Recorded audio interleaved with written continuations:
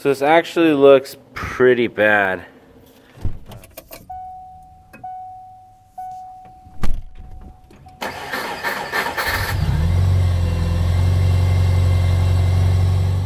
Welcome to the nightclub, guys. It's your host, Night Wrencher. Now, a couple weeks ago at my local junkyard, they had a 50% off sale day, and I decided to go ahead and take the plunge and go pick myself an LS engine. When I got to the junkyard, there was only 2 trucks left, and one had a knock inside the engine. I can easily tell by shaking the crank back and forth. And then this one was in a crashed Suburban. So I decided to take my chances and go ahead and pick up this engine. What I failed to check before I decided to purchase it was the fact that I didn't know if this was a 5.3 or a 4.8. I know for a fact it wasn't a 6.0 because of the stamping on the heads, but I didn't bother to check the VIN number, and from what I understood, it can go either way, so I'm really hoping there's a 5.3. Overall, the motor looks pretty good. I don't think there should be too much of an issue adapting this to my Toyota R150 transmission. I already got the advanced adapters plate that's going to go and attach to the bell housing to my R150, and then from there it'll just be a couple more videos to show you guys the process that I'm taking with this D100. So sit tight and let's tear into this engine. I've pretty much got it down to the bare block now. There is a whole lot of grime though. Like a lot of grime. What the heck is this? I'm gonna have to well, first I'm gonna go ahead and pull the heads off just to figure out exactly what engine it is. If it's dish piston, it's gonna be a 5.3, and if it's a flat top piston, then it's gonna be a 4.8. After I figured out what engine it is, I'm going to go ahead and I'm going to flip it upside down. I'm going to take the pan off, and I'm just going to inspect all the caps to make sure none of them have been exposed to excessive amount of heat. I'm also going to be moving the crank a little bit and the rods to make sure there's no excessive play. And then on the back you can see that it says either 4.8 or 5.3. So I won't actually know what motor this is until after I pull the heads off. You can see that it says 706 heads.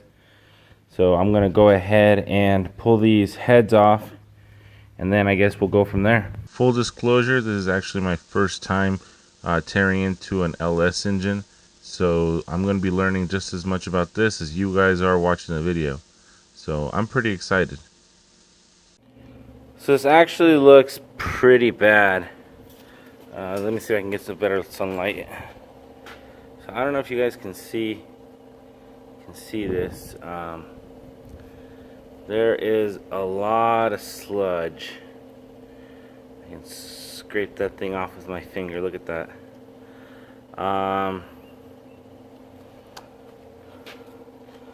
Doesn't look like it's been very well taken care of. Surprisingly, the opposite head isn't nearly as bad.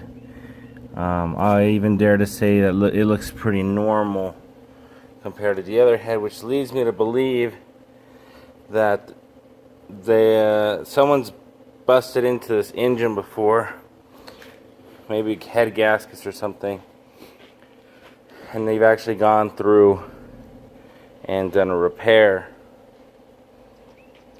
Which would explain why it's so shiny on one side and so sludgy on the other.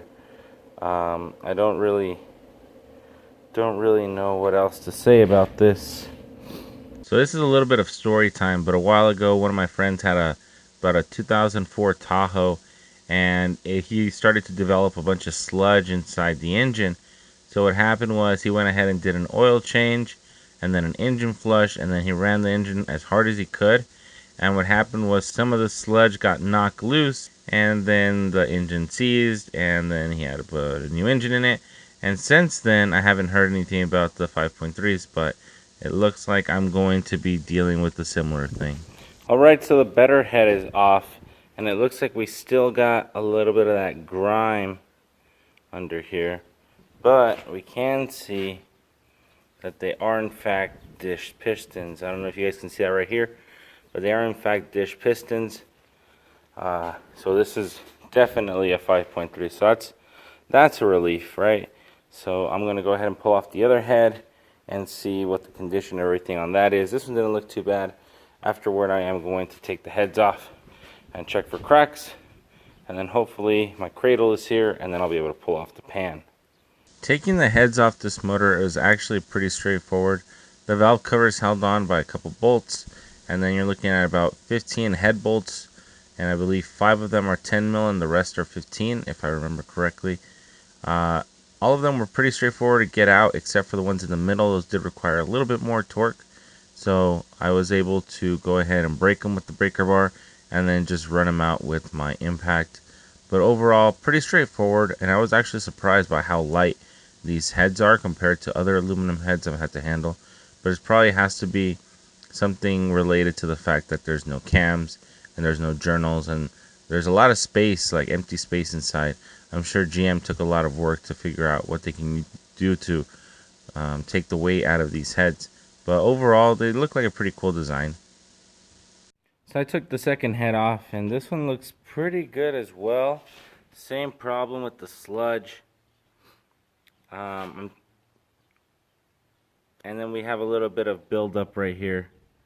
Let me try to get this on camera. Buildup on the first cylinder. I believe cylinder number 1 has a little bit of buildup, but aside from that, everything else looks pretty clean. I did manage to spin the engine, and there was plenty of compression, so I don't think it's got any kind of dead cylinders. So I went to go pick up the heads at the machine shop, and I was informed that one of the heads is damaged. He said when he started doing the cut, he realized that there was a big crack inside. So that's why it kind of looks like dirty and unfinished, because it is. Well, no cracks here. Nothing here.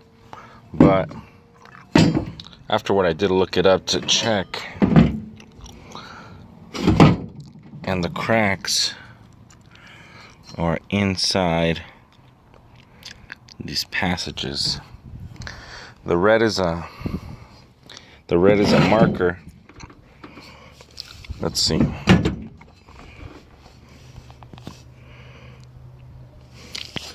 can see all this crud right there. That's a crack. That's a crack. And that's a crack. So I went to the junkyard to go pull another set of heads out, and this kid was there looking for parts for his LS swap, and I was talking to him, and he sold me his old heads, a pair of 706 heads, and I got them both off of him for 80 bucks for both of them. And then after which I went back to the machine shop, and I was informed again that this one had a crack and the other one might also have a crack, but he's going to hot tank it tomorrow and we'll see. So that pretty much concludes the rest of this video. I'm a little disappointed with the way things turned out. Total cost for the block, including cores, harness, intake, injectors, etc., was about $360 on a sale day. Since I'm going carbureted, I shouldn't have got the intake and the wiring harness, which would have saved me another about $100 or so. So for $250, I got a pretty good stout block. I am going to have to invest a little bit in the heads, but for the most part, I'm hoping everything else will go as planned. In the next couple videos, I'm gonna finish tearing the rest of this engine down and hopefully get it assembled, build some motor mounts, build some custom exhaust, put the heads back on, clean everything up and powder coat some things. So I hope to see you guys all in the next one. Night Wrencher out.